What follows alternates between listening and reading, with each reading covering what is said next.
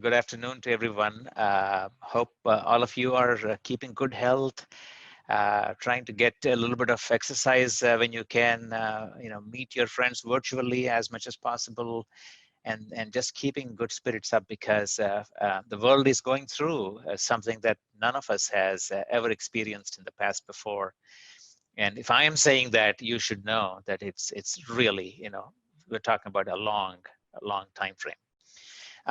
But uh, at the same time, we also are conscious of the fact that this is not a structural problem with the economy or the world. It is a health-related issue that's causing quite a few things to be affected by it. And it's health related, but it also has a very important component associated with it, and that is that human beings cannot come in contact with each other. And because the economy that we have built around ourselves, despite the fact that online sales are going up and whatnot, is based on in-person interactions, somehow we have not been able to immediately pivot and take care of the constraints that have been put on us. And then there are several components of the economy that actually are based on people coming together. For example, a movie theater or a restaurant and so on. They're all based, the business is based on people being together in one place. And now that that's not possible, we are starting to see the effects on the economy, unemployment, and so on. Obviously we are concerned about our students, and that's where most of the energy has been spent. What I would like to do is to spend a few minutes just to give you some idea of what we have been doing, and then go from there and start taking questions and answer, because I know you have a lot of worries in your mind, and my job is to make sure that you guys understand that yes, all these things are things that we have been thinking about, and I think there's an old saying that if there is something that you can do nothing about, there's no point worrying about it. And if there is something you can actually do something about, there's no point worrying about it. You just do it. So the way we are approaching that is, let's put our heads down and do something meaningful rather than talk about it. And very quickly, we have implemented several things, and I'll just give you a very brief summary of some of the things that we've been doing. The first thing that was quickly affected was the curriculum itself, because you're all students going to the classrooms. You expect to learn some things when you go to the classroom. And we barely had any time, as all of you have gone through the same experience. What was full preparation by many faculty for on-premise teaching in the spring quarter suddenly turned into remote teaching with a 10-day notice. And so there's a lot of stuff that had to be done on Zoom. So during the spring break and a few days before that, we mobilized a lot of resources and had our faculty get trained on Zoom multiple times. And then we had TAs assigned to them to make sure that the Zoom sessions go well. And then we had our student experience and Pyro, the project and instructional resources people, actually participating in all those sessions to make sure that things are going well. And then we also have a backup for each faculty member in case the faculty member himself or herself falls sick. So those were the things that we immediately did to ensure that instruction is not affected by this more adversely than it already has been, because of the fact that we have to be remotely addressing this. And so that part went through, and then we started getting reports after the first 1 week that yes, I mean, things are going well. There are a couple places here and there that were glitches, but it's not the same as being in the classroom in Gallagher Hall, and we understand that.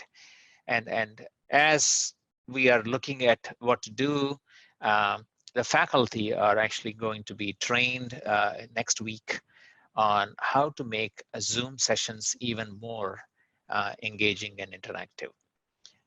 That's one of the things that faculty members who have done this before in the online MBA program, they met with other faculty members and they shared a lot of tips amongst themselves. But now we are actually having professional advice coming in, telling faculty members what are the kinds of things that they can do in a virtual classroom that makes it interesting. So there is that part that's going on in order for us to continue to deliver the curriculum that we said we would do. There is still some uncertainty about the fall quarter. I participate in several groups. One of the groups is a group of deans from competing institutions.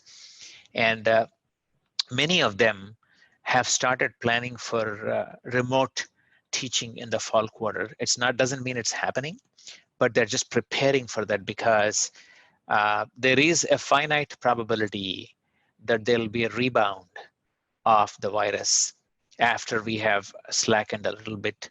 And because of the data from past virus infections and the rebounds that we have,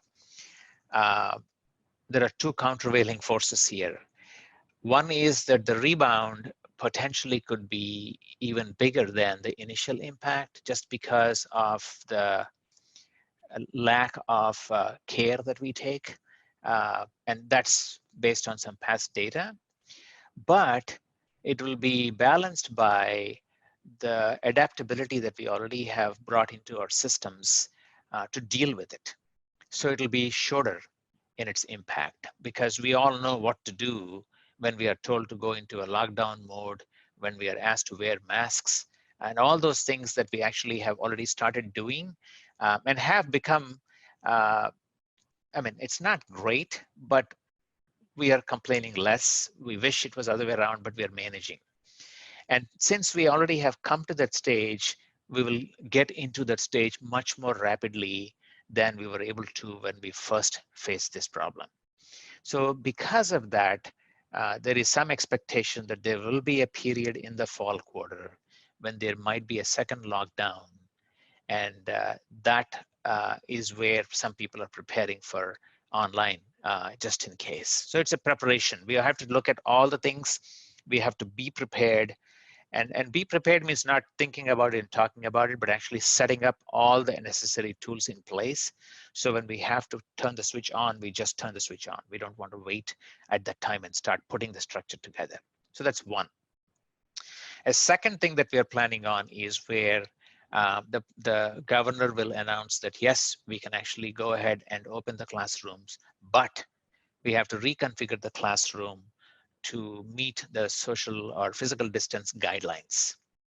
And if that happens, then the large classes that we are accustomed to, let's say the MPAC program has 55 students sitting in Abazada, you can't maintain the 6-foot distance in that case. Those classes we will have to figure out how we will do that. Or our core classes, depending on the class size, will also be affected by that.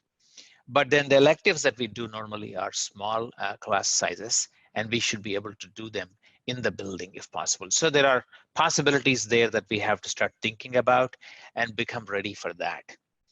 But it also means that we have to do a lot of work on building preparation, because if the building does open in the fall quarter, there are some significant health related recommendations that will be put in place. That would include us cleaning the building multiple times in a day, potentially figuring out if there are ways of getting into the classroom without touching a doorknob. Is there a way for us to have doors like that? Providing lots of hand sanitizing and other things that you folks need. There is now some research to show that recirculating air is also one source of infection. And therefore, if we are recirculating air in the building, is there a way for us to not do that as much and see if we can prevent that? Does it mean that we wear masks in the building? So there's just a whole lot of things that we will be asked to do, and we'll all have to do that. So that's the kind of preparation that we are doing, looking ahead and making sure that we still will be able to do some of the things that we wanted to do when we all came together. From a student experience perspective, there There is a virtual events calendar that has been prepared. I know that community building activities were not happening in the beginning. We were just trying to catch up on certain things. Now we know that there are some things happening. Jackie had just announced the connections event. And then there were other things that were, Inger actually had prepared a small spreadsheet that consists of all the community building activities. We are trying to build up some things where we can all come together and have some games together and so on and so forth. That's the community building side. But more importantly, we are starting to think about giving other things for you, which were possible before, but were not as attractive because we could have done that more remotely in certain cases. Now we are all accustomed to that. And so we are able to do some things. Excuse me. So we are planning on a couple of things. One is a series of workshops that will give you additional information, additional qualifications. And if you don't mind, I'll just get myself a cup of water, but I will be talking as I go because I'm on Bluetooth, so I still will be able to continue the conversation. So the kinds of things that we are dealing with are, let's say, a yellow belt Six Sigma. The yellow belt Six Sigma is something we can deliver on a certain Sunday, for example. And we are trying to engage with some people who will be able to deliver that information to you on a given Sunday. And therefore, for those of you who are looking into the jobs that will be needed in the future, the talents that you would need in the future, this yellow belt training would be a good thing to have. Similarly, I have heard from several people that agile training and certification is something that many companies are looking for. And if that is true, then we would like to also launch an agile training kind of a certificate program. Similarly, we are looking at Google Analytics, Amazon Web Services certification process, what it involves. We know there is a significant investment we have to make that happen. But we are looking at that as one more thing that if we can equip our students with those skills, then they will be more placeable or find opportunities in the marketplace out there. That's one part of the skills building process, which will be available to you throughout. And then for those of you who are graduating, you will be able to find these things accessible to you because you'll continue to get information from us and you can access them from wherever they are. And it will continue to the future. You should be able to access them every time it's done. So that's so there was the community building aspect. There was the skills building aspect. And then there is a third thing we are trying to do. And that is to kind of give you some idea of what some of our senior alumni are seeing that we are not able to see. We are all kind of reading information, but I can imagine, for example, so we were just talking today and we will see if the date works out. But May 12th is one we are looking at bringing the Chief Investment Operations Officer of Franklin Templeton and one of the gentlemen who has been teaching in our CFO, tech CFO immersion, but also has been the CFO of about 5 or 6 companies and taken them public. These two will actually join in a small panel discussion and talk about what they're seeing out there for people interested in the finance aspect of business. But then following that, we would like to bring in somebody who's looking into business development, and then somebody who's looking into supply chains, and somebody who's looking. So senior alumni representing certain functions that you folks are interested in, they will tell you what they're looking at in the future, how the hiring is going to look like, what kinds of skills will they be looking for because of the changing market conditions. So you all will start realizing, okay, this is what I need to say when I walk into any interview. So that's also going to be the third component of what we'll be doing. And we are planning from now on until August and making sure that we do them with some regularity. So you know that I should expect this. So on Tuesdays is what we thought initially that we will do it, but we are checking against the calendar that we have for GSM to make sure it doesn't clash with other activities to prevent you from joining these things. So those are the kinds of things that we will put in place. Three things: community building activities, skills building activities, and then the industry status talks by senior alumni. And then we'll in between put in some other things in terms of leadership, crisis management, and what some people that we know have done. For example, Steve Newberry is somebody who has put together, has given us the money to do the Newberry Award. Just a great guy. Every time I talk to him, I learned something new. Just a fantastic guy. But he is one who has turned around a company and made it into what it was, which really gave him quite a bit of wealth individually, but more importantly, his name in the field. He's on the board of directors of Splunk now, but he also does a bunch of other things. So he is one guy that I would like to bring in. I personally know a gentleman, Jeff Rodick, who was asked to be the CEO of a company called Hyperion, which is a data. So it's like Cognos and business objects kinds of things, which are things that you would use to crunch data from a good. Let me see if it's like the what's the I'll come up with the other examples, but anything that helps you see data visualization happen and then go deeper into the data, that kind of software. He was brought in when the company was going bankrupt, and over 5 years, he put certain things in place and turned it around, and he will talk about his experience because he sold it off to Oracle for $3.1 billion. And then left the company and did other things. So those are the kinds of people who will also give you some idea of how to deal with crisis like this one, and what are the kinds of things you should do. Because what we do with the company is no different from what we do with ourselves, because ultimately we are a company trying to sell ourselves to somebody else. So that's the activities on the student experience side that we are putting together. And then there is, of course, something all of you are talking about, thinking about, which is career development. And so there has been a lot of outreach from career development. Most of you might have received some form of communication more personally, just to make sure that you will have a conversation with them to see where you are and see what they can do.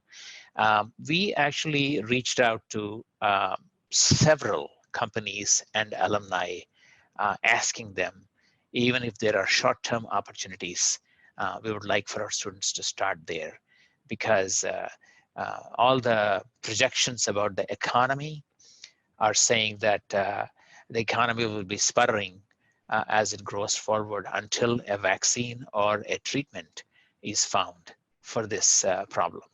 And their estimate is that almost by November 2021, we have to be done with it, because that's the time frame everybody is saying it will happen.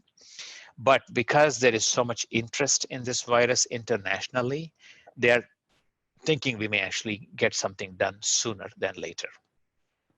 And so our focus has been not, just an example, I would reach out to somebody in Visa and ask them, hey, is there something that's available? They said there is a total hiring freeze. We're not talking to anybody. We're not filling any positions, whatever it is. But it's possible that, if there is something part-time, I'll come back to you. And that's all I want, because once you enter, most of you will be valuable enough that they will find something else for you. You won't leave the company. And so we want us to get you in as much as possible. So that has been the effort. We have received some positive responses from certain alumni. And we are following up with them to actually define it and therefore connect you with those alumni, because they said, yes, we have some short-term things that we would like for some people to do. And therefore, our hope is that we can actually have you settled for at least the first 6 months of your life after MBA for second years. So you will, by that time, we all get accustomed to a certain type of way of doing business, and therefore we will be able to move forward with it. And then we also have looked into again, this is good work that's being done by the entire group in our career management. They're looking into some non-traditional opportunities as well. Is it possible that there is a not-for-profit that currently is in big trouble and is looking for somebody who would be able to give some management support for them? Now, the problem with not-for-profit is that their ability to pay is not very high. And so what we are doing is approaching some donors and asking them if they would be willing to subsidize the internship amounts a little bit. So maybe $1,000 a month extra that we can get paid for our students should they be working in these kinds of 3-month opportunities or 2.5-month opportunities. So we don't know how far we can go, but we think that we are making a little bit of headway. Maybe 2 or 3 positions like that can be taken care of, and we will try to see if we can bring in a little bit more money in that area. And finally, we are also working on the possibility that there may still be a few students who still haven't found anything in the summer for the first year.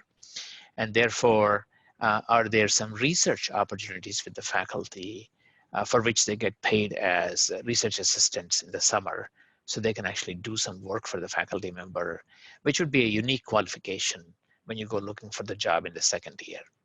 So those are some of the things that I have been working on, along with a whole group of people focused on making sure that you learn as part of the process. The curriculum should be communicated and delivered properly. The fact that you have a good community and you do some things to learn things which are outside of the classroom. And finally, to make sure that your placement is and just move forward from there. Okay, how to make sure that we qualify you better than people outside in other MBA programs. And I have done some research to see what other MBA programs are doing. I will say with 100% certainty that there is a program here and there. For example, web-based things that we are doing. We are actually investing resources to get the certifications and stuff, which will be quite a bit of money that we want to put in there. I have seen web-based things that are being done by some other schools, but they're mostly things like faculty talking about their research. It's just stuff that happens. I'll fill it for you, but really, unless you really want to go into a PhD program and do research or something, that's not something that you see. I mean, you'll see value in it. There's no question. But is that at the top of your mind right now is a question. And what we are saying is no. What you really are looking for is what makes me set myself apart in the job market out there. And those are the things that we really want to invest resources in. That in a nutshell is what we are looking for. Taking advice from alumni, taking advice from the advisory board, career management, talking to companies and telling us what kinds of skills are they looking for. When will this job market become a little bit better? Some people have said that they expect some things to ease up after beginning of summer. So somewhere around July 4th weekend onwards, we'll start seeing a little bit of mobility in the market. And if that happens, then we want you to have the skills that they're looking for at that time. And so if you walk in there and say, oh, I have agility, agile certification, I have Lean Six Sigma, that's exactly what they're looking for, and they don't have many of them. So you will be the one that they will want to give the job to. That's what we are trying to get to. That's the overall strategy. How do we position you to have the right set of qualifications that people will be looking for when they start looking for people? because we know it's not the same set of qualifications that they were looking for in February. It'll be different. And how do you get there? That's what we are looking for. So let me stop there because I've taken almost 25 minutes talking about all this stuff. I will then take questions from you and answer as best as I can. So please. Okay, so if anybody has any questions, haven't seen any come through yet. So send me a question so I can read it off to everybody.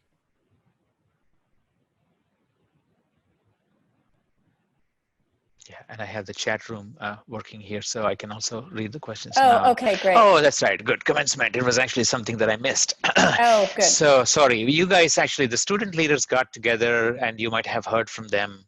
The Chancellor's office actually gave us 3 options to talk to you about. First option was something that you all ruled out immediately, which was a virtual commencement, which some schools are doing actually. And the second was to do a delayed commencement, most likely in December. And the third was to actually do a commencement of the 2 classes together in June. And over 70% of the people said they would like to see a commencement happen in December. And so that's what we communicated. We got communication from the student leadership about that. And that's what we communicated to the Chancellor's office. And I think an email just went out today to all of you about an hour ago saying exactly that it will be done in December. And what we will do is, if you are not here in December and you know that you're not here, we would like to hear from you, because one plan is for me to walk into our building, have a photographer there, and then have you walk over, and then I'll give you a blank diploma and hood you, and then have a montage that we will make. And in case we do this in December, as we are planning, if everything goes well, and then you're not there, we will stop the ceremony somewhere and we'll actually play the montage so everybody knows you, sees you, cheers for you as well. And it'll be live streamed so you can actually see yourself as well. That's the overall plan we are building on, but we'll be working with students to see how we can make it even more interesting and so on. So that's currently the plan. It'll be in December based on your feedback on the 3 options that were given to me.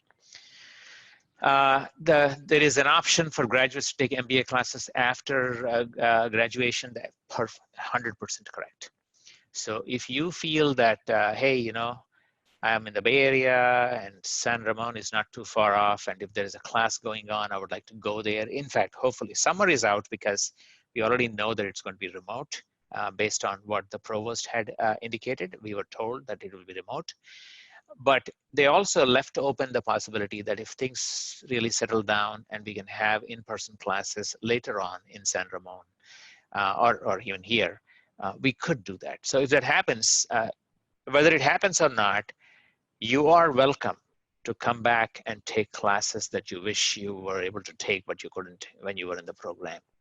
So all you have to do is write to me, and then I will have to check with the instructor. Because the only constraint is the instructor will actually determine how many of you will he or she be able to take into the class. And that's the only thing. Once they do that, then they will tell you, hey, here is the kind of participation that I would expect from you. And then, you move forward. So yes, the answer is, this is not only for this coming July, but 12 years later, if you come back and say, hey, can I sit in one of those classes? The answer is absolutely, because once GSM means you're always GSM. This option doesn't exist for remote classes. No. We will be able to do it for remote classes in summer. If you want to be part of those classes, just let me know, and I will be able to work with the instructor to get you into the class. So yes, they're available, and this will be, like I said, for your life. So live long and come back. There's another question about the impact projects during fall quarter. So right. How would it be impacted? Right, impacted. So as of today, we are planning on the projects to go exactly as they were in the past. If they are, let's assume that there is a period or maybe the whole quarter that is under lockdown once again. That's actually what is happening right now with the Sacramento campus. They are doing IMP, but it's being done remotely. So we know how to handle that, and we will probably be able to do that. But our hope is that since the group is a small group, we may be able to maintain the social distance that is needed to have some in-person meetings for those students.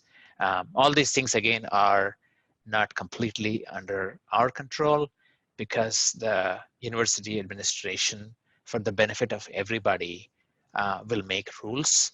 And if there are exceptions, we have to justify why those exceptions are being asked for, and then we will figure it out. But the plan as of today is everything is going to be exactly the way it is. Just today, I was talking to Dr. Nichols, who is looking at a project in China.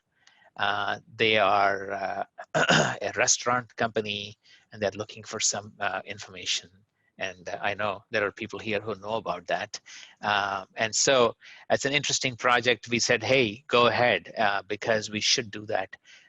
We should not assume that anything will be worse than what it is today or things will be closed.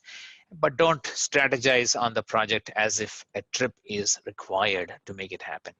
We should plan in such a way that the project is done. And should travel be not possible, still we should be able to do these things because by now we have picked up. So we are hoping, already some good companies have come forth, and most of them, as you would expect, are projects that are, how do you deal with this problem now, given this is my business? What do you think I should do in certain areas?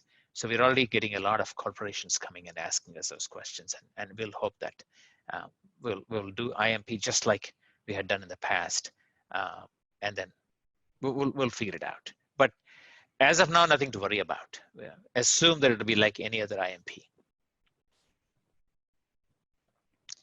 So other questions?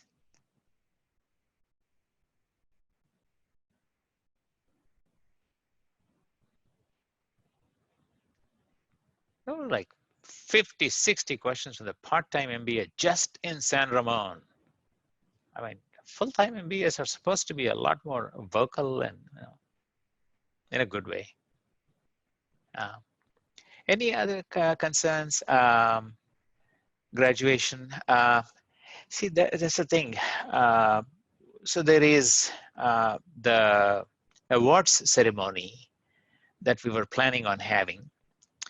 And unfortunately, we cannot do that because of the restrictions in place. So we have come up with a certain idea that we are kind of trying to finalize those details to celebrate winners of certain awards, which we normally celebrate in the award ceremony. And we will do certain things with that.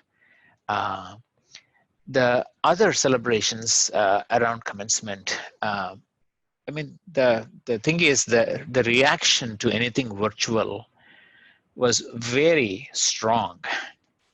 People didn't show any interest. At the same time, people doing something by themselves.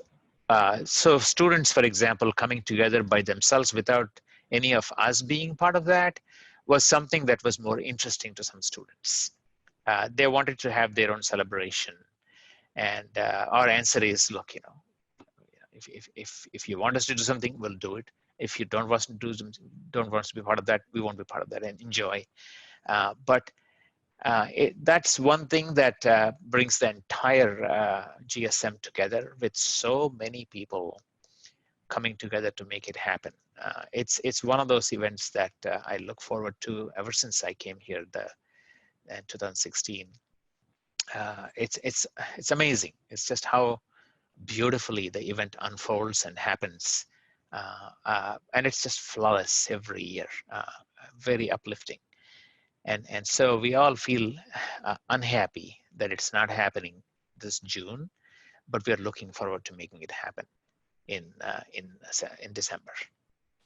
But if there are ideas, And this is really important for us. Please reach out and tell us, hey, how about this? How about that? In fact, as we were working on remote instruction for the spring quarter, one of the students reached out and said, hey, here is something that you need to remember. I have a 4-year-old at home, and it's very difficult for me to not pay attention to the 4-year-old. I'm by myself, and I have this 4-year-old. And so if I have a class and I am being asked to participate in the class, and my grade depends on it, well, sometimes I just can't attend the class because my child will be asking for my attention, and I have to switch off my video and go and take care of my son. Can you help me? How do I deal with this? And it was a question I took to the faculty and said, what would you like to do? And most of them came back and said, well, class participation is something that we will completely reduce in weight. And more importantly, this is something that didn't happen before. Faculty don't like to put taped material, recorded material online. They said that's not what we would like to do for various reasons. But they all came together and said, this is a time of crisis. For everything we teach, that part of the class will be recorded and kept for students to go back and look at it. Just because you can't be in the class doesn't mean you don't have the class available. So that actually came from a student who asked this, and then I took it to the faculty, and they came up with a response and brought it back to you. Another student actually from part-time program said, oh, we are really concerned because this is something that's totally unexpected. Some of us are planning on graduating, and we were thinking that we will graduate from the program and then move on to something better. I don't even know how to deal with this crisis right now. And is there a possibility of you doing a town hall about this and talking to us about this? And I thought, I can do a town hall, I can talk about these things, but I think it's better to have somebody who is an expert in this area. So Antoine and his team put together a town hall with Tracy Regis, one of our alumni in Intel, who is in the HR area, and Paul Bianchi, who has been the Senior Vice President of Human Resources in Illumina, who is also on the Dean's Advisory Council. Both of them participated in a panel discussion and talked to students about how they have dealt with this in their companies when recession happened. What are they looking for? What kinds of skills the students should really pick up on, and so on and so forth. But the whole town hall wouldn't have happened but for the student asking for that. So it's very important that I hear from you, because I don't want to throw a bunch of things at you that are not valuable. I want to do things that you really value and that you get something out of it. So please don't hesitate to ask if there is something that you think we should be doing to help you, because I will always say, and this is my only reason why I exist in this profession, is because students are the only reason that we do what we do. There is everything else is kind of icing on the cake, but the core of what we do is about the students. And so serving you is more important than anything else. And so you need to really get it into your system and then tell us some things that you think will be valuable. How likely is it that the school will be online in the fall? At this point, okay, I will answer it two ways. One is that is it likely that we'll be shut down for the entire fall? I would put a very low likelihood on that. Is there some likelihood that a part of the fall quarter might be under lockdown? I think the answer is yes, that's probably 20-30% likely as we stand here today. The second thing is, when the lockdown happens, does it mean that all the classes are going to be remote? Or is it possible to have some classes where there are fewer students to be not remotely offered? And that is a possibility we are also looking at. So you can see that there are some layers in the answer that I'm giving you. And we will see how we can come up with solutions creatively enough that maximize your experience and also give us a chance to follow all the regulations. We will do things which are somewhat unconventional sometimes, but I think it's more important for us to have a great experience together. That's what we'll be aiming for. At least one part, one class, okay. And that's where I think, yes, class participation, it may still be reflected in the classroom grading process, but the criteria that they will be using will be relaxed quite a bit. So the faculty understand that if you are not able to participate in the class as much, they completely understand why, and the penalty for not participation would not be high at all. So if it's there, it's because they want to see you say some things in the class, but it's not like you'll get a 0 because you didn't participate or something. No, they will completely take that into consideration. Okay. Let's see, any more questions?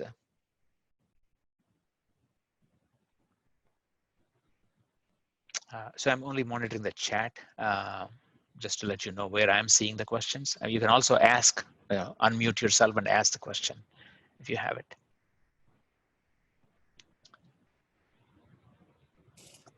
I made the ground rules, but you guys can go ahead and unmute if you want to ask. I'm sorry. I suddenly remembered that. It's okay. That's it's right. Okay. No worries. No worries. I Right. think they can take turns asking questions. It's fine. Right. So I mean, you may find it funny, but in the beginning, when all the dean's meetings were remote, the provost said, please raise your hand if you need to say something. And we were on Zoom, and obviously he meant, raise your hand on the participant thing.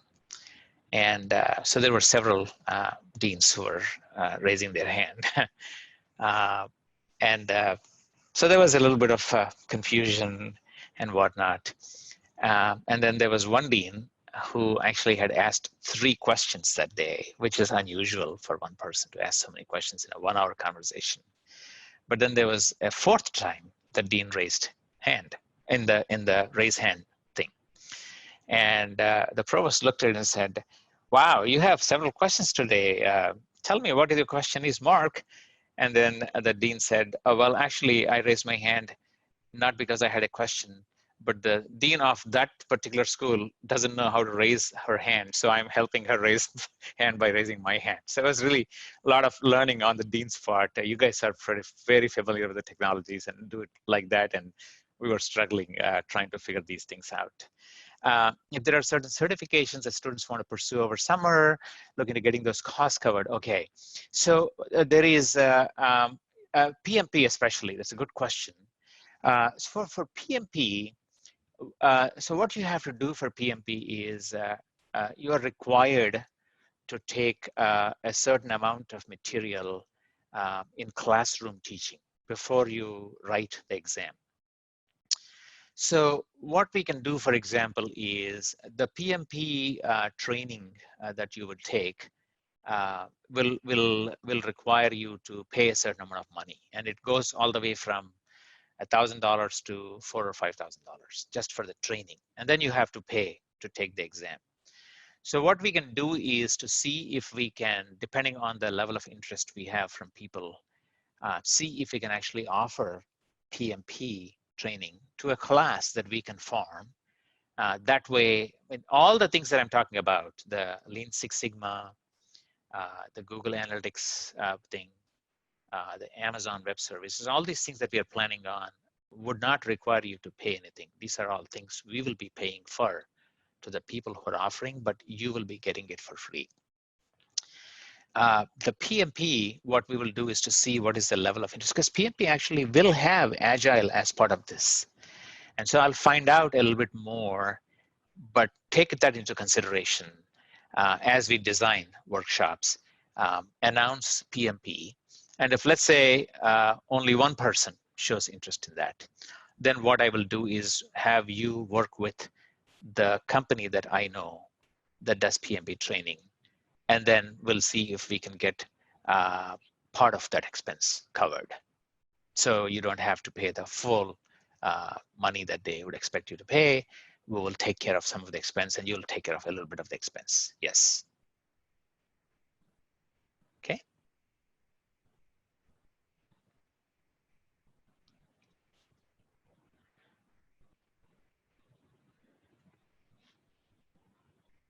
Anything else? Any other concerns that you have that you want us to work on? It's very important for us to make sure that we do the things that will be of value to you. As I said, MBA course being offered online this summer. I mean, all the courses that are being offered this summer are online. So there are about 10 courses. I think the courses have not yet been announced because the folks who are teaching are being given their summer teaching contracts. They should be up, I think May 5th is the date, if I remember right, when the registration happens for summer courses. Jackie, is that right? May 5th or 7th? That's May 5th. May 5th. May 5th, okay. So May 5th is when the registrations is supposed to happen, and we are working on putting together the courses that we can offer at the time. I think the list is about 9 or 10 courses. Corporate social responsibility is one of the classes we are looking at. I'm trying to remember, government and business is one course we're looking at. Things which are of interest to certain populations. So there are, of course, traditional courses as well. About that time, we will know, but you can't register straight in RAPS with these things. You need to write to me, and then I will forward that to the instructor and take permission, and then go from there. Okay.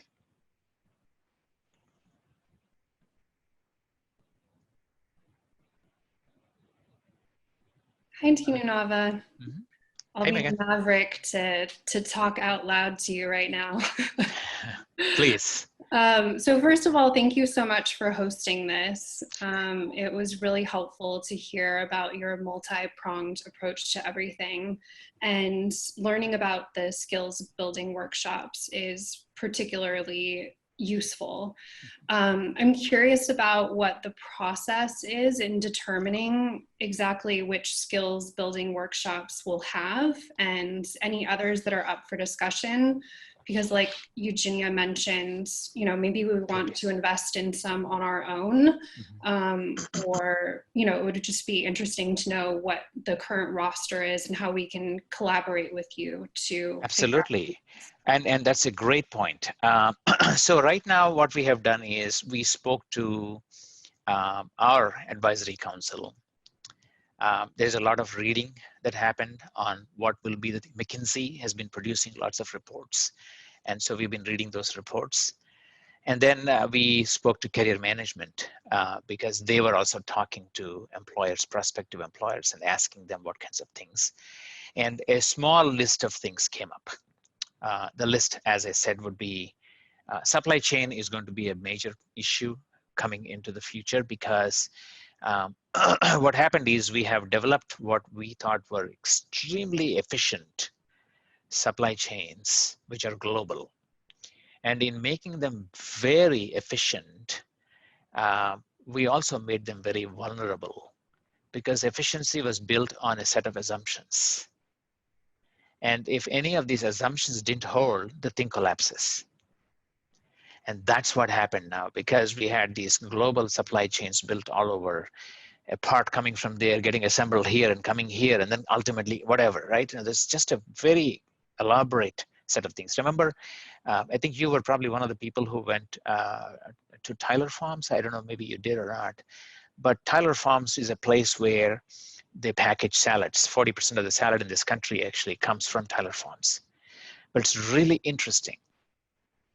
You go to Salinas, which is where their headquarters is, and then they do all this packaging of the salad until I think it's August or something like that. I forgot the month.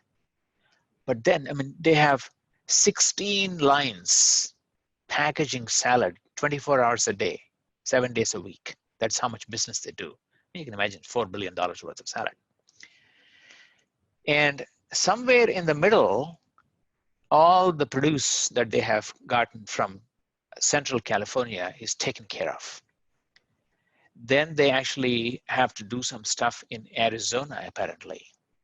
Or is it Phoenix? One of the two, Arizona or Phoenix.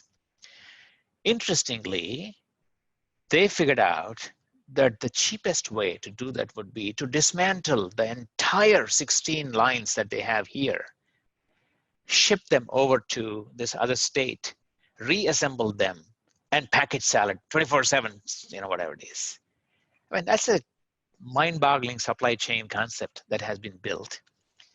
And then if you suddenly tell me that, you can't just eat salad because I know somebody coughed on it or whatever, the whole thing collapses because that's not how you planned it. So that is where we are seeing quite a bit, because the companies are saying that they will start shifting into a little bit more redundancy in supply chains, and will also start developing more local chains instead of just the global chains, just to safeguard themselves. And if so, a person has to have the skill to understand those things. And so that was the area that we picked. Then we picked the Google and Amazon Web Services certification, because we heard that with all these things that are happening right now, with physical contact being limited, online will become very important. And the ability to design, execute, and measure online strategies will become an important thing, which is why we thought that would be the case with Amazon Web Services and Google Analytics. Then we were talking to folks about overall operational issues that we are facing, because as you read articles, they will tell you that we all failed as a country in not being able to get masks where they are needed on time, or ventilators where they are needed on time, or all those things, right? So we couldn't even produce the masks when we needed them. We couldn't produce a vaccine if we needed. So just a whole lot of things that were happening. And so operations and how to design flexible manufacturing systems was a thing that became an important issue. And that's where the lean yellow belt was introduced as the third thing in there. So these were the three that we came up with. So it will be very difficult for the school to fund each person individually, because there is some economies that, because what will happen is we ourselves will be going through a significant financial crunch as GSM. But we also want to make sure that the investments we are making are on behalf of the students. So that's where we are putting all these things together. There will be, so if there is, for example, stuff that you guys want us to do a workshop on, we will be happy to do that, because it'll create some economies of scale, and it'll help us that way, right? So as much as possible. So if you have ideas that you say, hey, can we have workshops? We'll probably do maybe from now until end of August, up to maybe 8 or 10 workshops. So there is room for you to introduce new ideas, and we will be able to come back to you. Okay? Okay, that's great. Thank you. Right, yes, yeah. Summer. Okay, yeah, Lisa, great. Lisa set things right here, that you have to contact Lisa or Jackie if they want to take classes in summer. Graduating students, alumni would go through you. Yeah, that's right. No, you're right. Okay. So if I caused confusion, if there are first-year students who want to take classes in summer, they go through Lisa Sanchez or Jackie. It's the graduating students who are out of the system, so to speak, that have to contact me. So if I caused any confusion, sorry. And Lisa, thanks for that clarification. Let's see here. In the worst case scenario, okay, before the summer, enroll for summer classes to financial aid to cover summer living costs. Oh, wow, that's a good question. So in the worst case, the question is, if the internship is suddenly canceled, can we enroll for the summer classes and receive financial aid to cover summer living costs? That would be, the living costs would be something outside of our control. But if you were to come to me and say, hey, there's nothing else going on, and I would like to sit in some of these classes. Yes, you know, as Lisa said, we can work with you, Jackie and Lisa and I, and we can make something happen. Living costs would be hard because then, you know, it multiplies, and we just don't have the financial wherewithal to do that. 2 or 3 students here and there to subsidize in the not-for-profit internship scenario, yes. Maybe 2 or 3 faculty members would be able to fund some research assistants, maybe yes. But in a large scale, it's very important. It's very difficult for us to do that. Rao, this is Lisa Sanchez. I did just want to clarify one thing. So I think if students, so first year students going into their second year, if they do take classes during the summer and they want to request federal financial aid, they can. However, whatever they would have gotten for the regular academic year, so fall, winter, spring, would be spread out over those 4 terms. So they wouldn't get more money. So if they had federal financial aid and they were trying to get summer covered, I believe they can request it. We can talk to Vanessa Kendrick, who's our financial aid representative, just to clarify. But again, there wouldn't be more money. It would just be the same amount of money that would be spread over more terms. If that makes sense.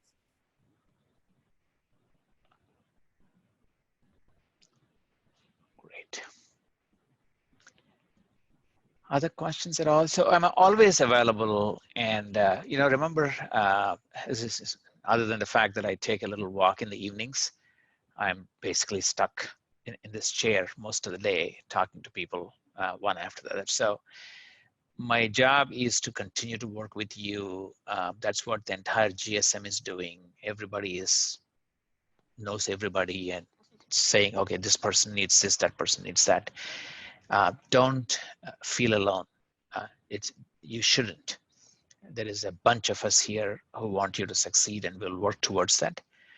Sometimes it takes a little bit longer, but it'll ultimately work out because you have a good MBA degree for those of you who are graduating, and you have a good background in the first year for those of you who are looking for internships, and we'll somehow make all of this work. We all have gone through some of these crises in the past, and they exactly are what that is. There is a little bump in the road, and then what you do then is to just make an adjustment here and there. That's the agile part of it. And very quickly you realize that you forget this very easily, you know, because you would go past this and then things start improving. But what you have to do is make good use of this time and be flexible, because working in a job is more important than not working and waiting for a perfect job. So be careful, because when time comes where people are opening up, they will ask you, so what did you do? And if you say, well, you know, I was looking for a job or something, they can make 2 conclusions about that. Means nobody wanted you, which is why you're still looking, or you just didn't use your time well. So it's just working someplace and picking up some skills, because whatever job you go to, you will learn something in that. You will learn about working with people. You will learn about a new business. Yesterday was a great day when there was a session organized by UC Davis on COVID virus. And it was just fantastic. Our scientists explaining to us what was going on. And I never thought about it, but they explained the difference between what is a vaccine and what is a treatment, and what does the vaccine do versus what does the treatment do. They took the coronavirus and actually opened it up and showed it, told us what it was. Fascinating stuff. And there's so much learning just by being there for a couple hours. And that's what I'm talking about. Take any job, you'll learn something. And that will help you as you climb the ladder. And most of these things, as I told you when you came in, don't plan on a 5-year career path, plan on a 25-year career path. Because you will look back and you'll say, yeah, I went through some hard times, but it was well worth it because I'm where I am today. As none of you in this room, in Zoom today, or people who are not here, who would not do well. You are well-trained, you're intelligent people, you're resourceful people. It's just a question of applying yourself to that. And I almost guarantee you that you will all do well, and then you will come back 25 years later and tell me, now I know what you're saying.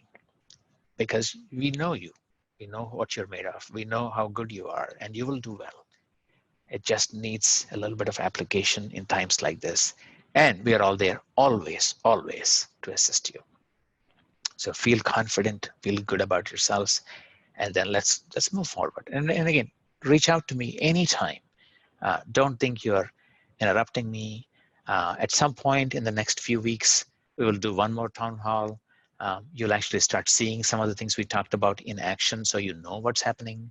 But Megan, if you have some ideas, I mean, any one of you here on, hey, here are some skills we are looking at, we will be able to put stuff together.